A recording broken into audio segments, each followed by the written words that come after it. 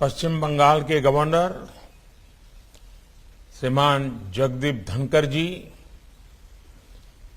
केंद्रीय संस्कृति और टूरिज्म मंत्री Shri Kishan Reddy ji, Victoria memorial hall से जुड़े सभी महानुभाव, विश्वविद्यालयों के वाइस चांसलर्स, कला और संस्कृति जगत के दिग्गज, देवी और सज्जनों, सबसे पहले मैं पश्चिम बंगाल के वीरभूमि में हुई हिंसक वारदात पर दुख व्यक्त करता हूं, अपनी संवेदना व्यक्त करता हूं। मैं आशा करता हूं कि राज्य सरकार बंगाल की महान धरती पर ऐसा जघन्य पाप करने वालों को जरूर सजा दिलवाएगी। मैं बंगाल के लोगों से भी आग्रह करूंगा कि ऐसी वारदात को अंजाम देने वालों को, ऐसे अपराधियों का हौसला बढ़ाने वालों को कभी माफ न करें। केंद्र सरकार की तरफ से मैं राज्य को इस बात के लिए भी आश्वस्त करता हूं कि अपराधियों को जल्द से जल्द सजा दिलवाने में जो भी मदद वो चाहेगी, भारत सरकार मुहैया कराई जाएगी। साथियों, आजादी का अमृत महोत्सवेर पुन्नो पालोन लागने महान विप्लवी देर ऐतिहासिक आतो बलिदानेर प्रति समग्र भारतवासीर पक्ष थेके आ भूमि प्रणाम जनाচ্ছি।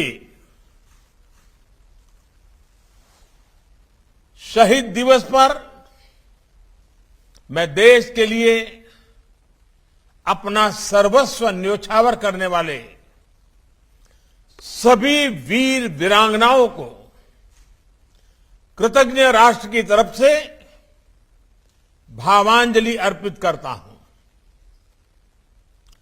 श्रीमद् भागवत गीता में भी कहा गया है, नैनम छिदन्ति शस्त्राणि नैनम दहति पावकः, यानी ना शस्त्र जिसे काट सकते हैं, ना अग्नि जिसे जला सकती है। देश के लिए बलिदान देने वाले ऐसे ही होते हैं, उन्हें अमृतत्व प्राप्त होता है। वो प्रेरणा के पुष्प बनकर पीढ़ी दर पीढ़ी अपनी सुगंध बिखेरते रहते हैं। इसलिए आज इतने वर्षों बाद भी अमर शहीद भगत सिंह, राजगुरु और सुखदेव के बलिदान की गाथा देश के बच्चे बच्चे की जुबान पर है। हम सबको इन वीरों की गाथाएं देश के लिए दिन रात मेहनत करने के लिए प्रेरित करती हैं। और आजादी के अमृत महोत्सव के दौरान इस बार शहीद दिवस का महत्व और भी बढ़ गया है। देश आज आजादी के लिए योगदान देने वाले नायक नायिकाओं को नमन कर रहा है, उनके योगदान की स्मृति को ताजा कर रहा है। बाधा जतिन की वो हुंकार, आमराम और वो जात जांगबे, या फिर खुदराम बोस का आह्वान, एक बार विदाई दे मां, एक बार विदाई दे मां, घुरे आशी, पूरा देश आज फिर याद कर रहा है। बंकिम बाबू का वंदे मातरम तो आज हम भारतवासियों का ऊर्जा मंत्र बन गया है। झांसी की रानी लक्ष्मीबाई, जलकारी बाई, कित्तूर की रानी चेन्नम्मा, मातंगिनी हाजरा, बीना दास, कमला दास गुप्ता, कनकलता बरुआ, ऐसी कितनी ही वीरांगनाओं ने स्वतंत्रता संग्राम की ज्वाला को नारी शक्ति से प्रज्वलित किया।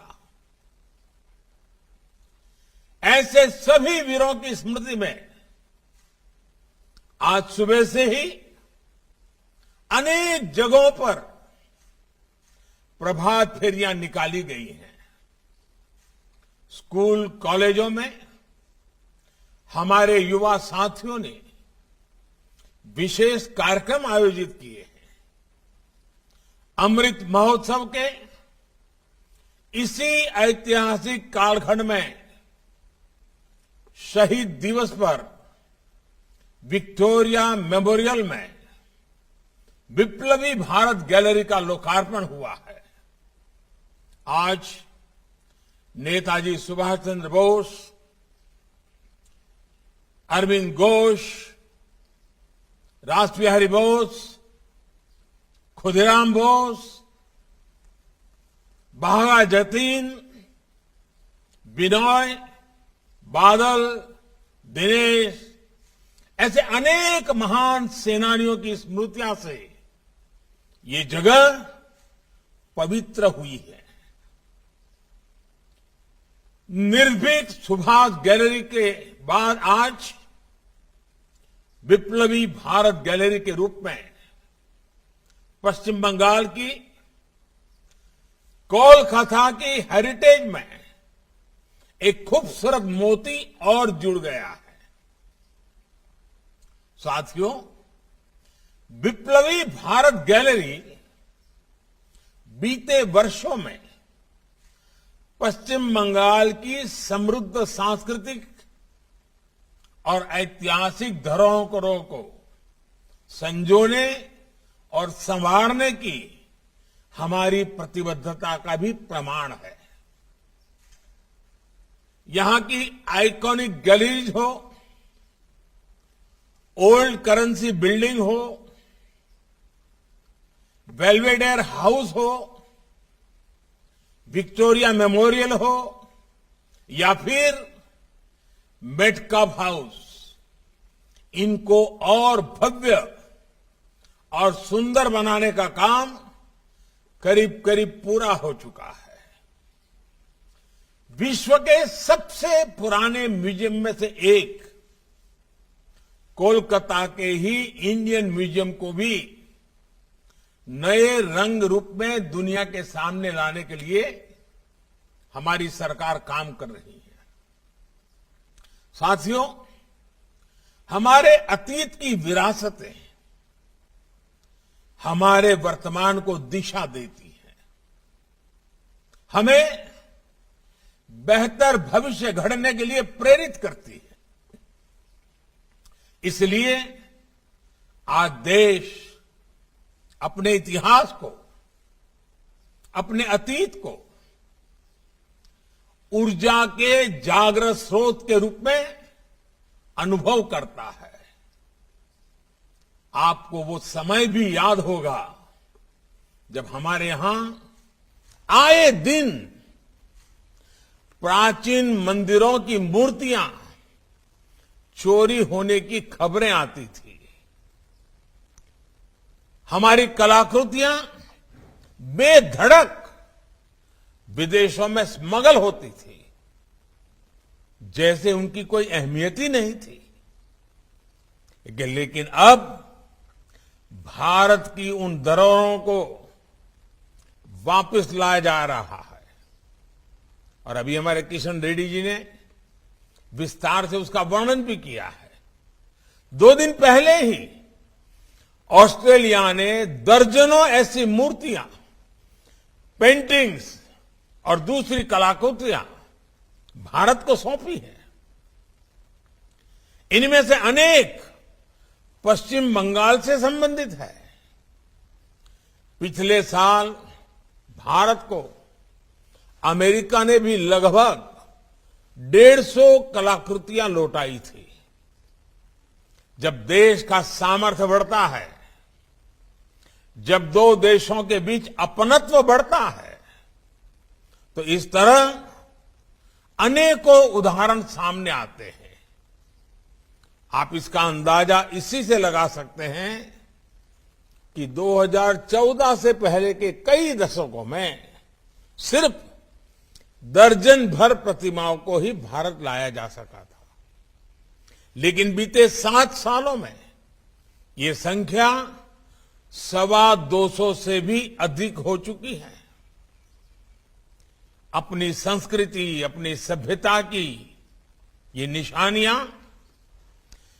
भारत की वर्तमान और भावी पीढ़ी को निरंतर प्रेरित करें, इसी दिशा में ये एक बहुत बड़ा प्रयास है। भाइयों बहनों, आज देश जिस तरह अपनी राष्ट्रीय और आध्यात्मिक धरोहरों को एक नए आत्मविश्वास के साथ विकसित कर रहा है, उसका एक और पक्ष है। ये पक्ष है हेरिटेज टूरिज्म। हेरिटेज टूरिज्म में आर्थिक दृष्टि से तो अपार संभावनाएं है ही, इसमें विकास के नए रास्ते भी खुलते हैं। दांडी में नमक सत्याग्रह की स्मृति में बना स्मारक हो या फिर जलियांवाला बाग स्मारक का पुनर्निर्माण हो,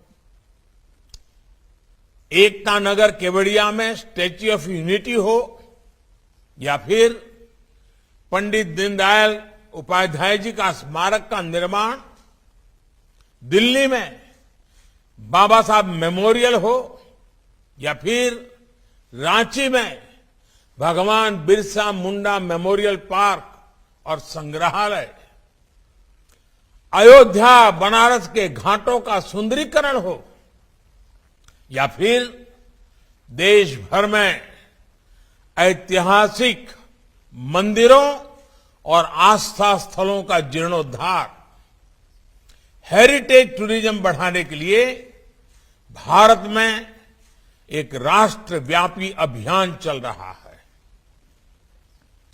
स्वदेश दर्शन जैसी कई योजनाओं के जरिए हेरिटेज टूरिज्म को गति दी जा रही है और पूरी दुनिया का अनुभव यही है कि कैसे हेरिटेज टूरिज्म लोगों की आय बढ़ाने में, रोजगार के नए अवसर पैदा करने में बड़ी भूमिका निभाता है। 21वीं सदी के भारत अपने इस पोटेंशियल को समझते हुए ही आगे बढ़ रहा है। साथियों, भारत को गुलामी के सैकड़ों वर्षों के कालखंड से आजादी 3 धाराओं के संयुक्त प्रयासों से मिली थी। एक धारा थी क्रांति की, दूसरी धारा सत्याग्रह की और तीसरी धारा थी जन जागृति और रचनात्मक कामों की। मेरे मन में ये तीनों ही धाराएं तिरंगे के 3 रंगों में उभरती रही है। मेरे मन मस्तिष्क में बार बार ये भाव प्रकट होता है। हमारे तिरंगा का केसरिया रंग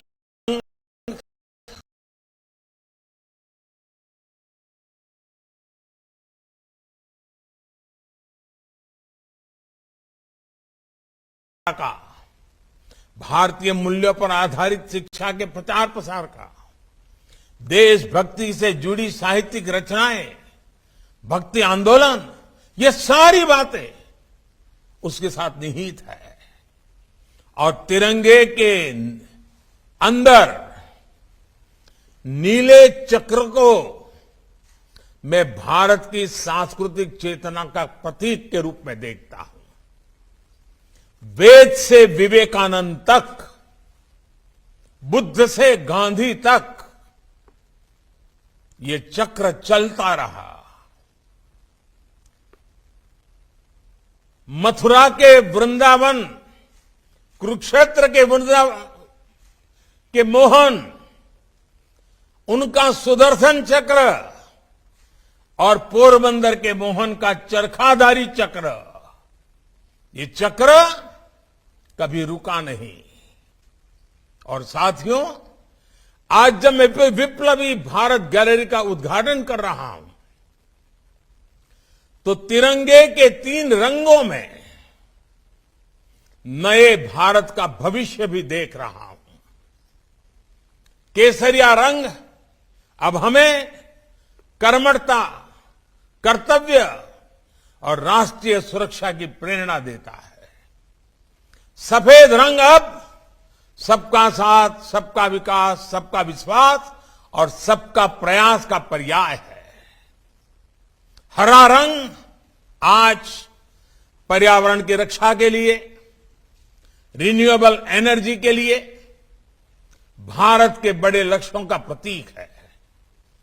ग्रीन एनर्जी से लेकर ग्रीन हाइड्रोजन तक, बायोफ्यूल से लेकर के इथेनॉल ब्लेंडिंग तक, नेचुरल फार्मिंग से लेकर गोवर्धन योजना शुरू तक, सब इसके प्रतिबंध बन रहे हैं। और तिरंगे में लगा नीला चक्र आज ब्लू इकोनॉमी का पर्याय है। भारत के पास मौजूद अथाह समुद्री संसाधन, विशाल समुद्री तट, हमारी जल शक्ति भारत के विकास को निरंतर गति दे रही है। और साथियों, मुझे खुशी है कि तिरंगे की इस आन बान और शान को और बढ़ाने का बीड़ा देश के युवाओं ने उठाया हुआ है। ये देश के युवा ही थे जिन्होंने हर दौर में भारत के स्वाधीनता संग्राम की मिसाल अपने हाथ में थाम रखी थी। आप याद करिए, आज के दिन जब भगत सिंह, सुखदेव, राजगुरु को फांसी हुई, तो ये 23-24 साल के ही नौजवान थे। खुदीराम बोस की उम्र तो फांसी के समय इनसे भी बहुत कम थी।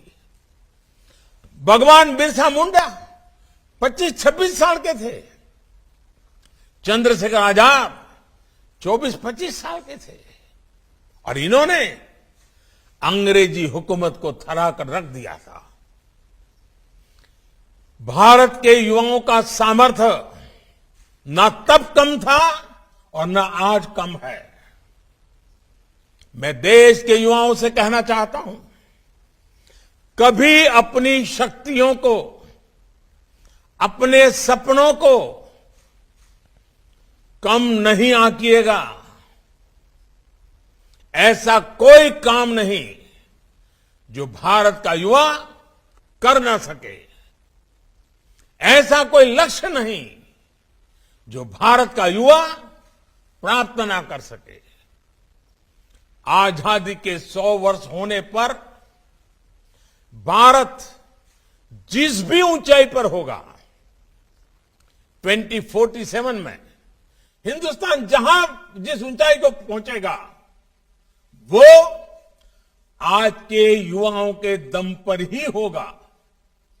इसलिए आज जो युवा है उनके जीवन का सबसे बड़ा लक्ष्य होना चाहिए नए भारत के निर्माण में अपना योगदान। अगले 25 वर्षों में भारत के युवाओं की मेहनत भारत का भाग्य बनाएगी,